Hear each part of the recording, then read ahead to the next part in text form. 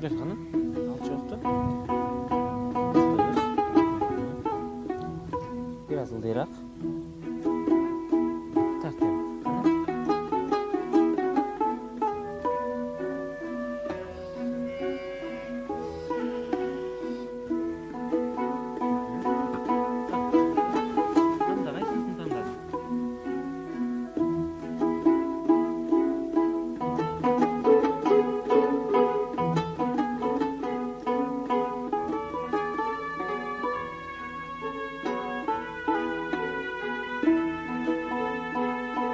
Bunun senimle ушунча жаныбарлардан илбирсти тандадың, э?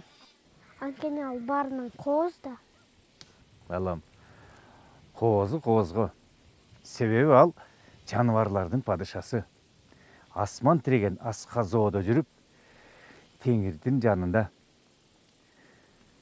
Бул кыргыздардын колдоочусу болот.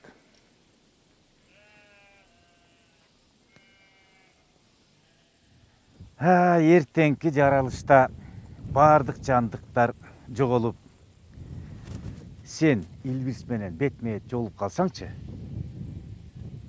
ким утат экен мындан?